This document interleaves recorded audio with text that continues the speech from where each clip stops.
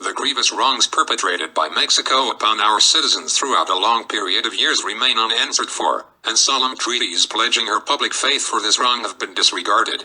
A government either unable or unwilling to enforce the execution of such treaties fails to perform one of its plainest duties. Our commerce with Mexico has been almost annihilated. It was formerly highly beneficial to both nations, but our merchants have been deterred from using it by the system of outrage and extortion, which the Mexican authorities have used against them, while their appeals through their own government for help have been made in vain. Our patience has gone to such an extreme as to be mistaken in its character. Had we acted with vigor in repelling the insults and redressing the injuries inflicted by Mexico at the beginning, we should doubtless have escaped all the difficulties in which we are now involved.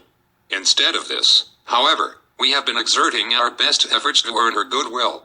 Upon the pretext that Texas, a nation as independent as herself, thought proper to unite its destinies with our own, Mexico has come to believe that we have cut her rightful territory, and in official proclamations and manifestos has repeatedly threatened to make war upon us for the purpose of reconquering Texas.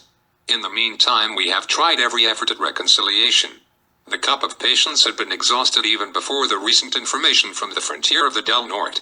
But now, after repeated threats, Mexico has passed the boundary of the United States, has invaded our territory, and shed American blood upon the American soil. She has proclaimed that hostilities have begun, and that the two nations are now at war.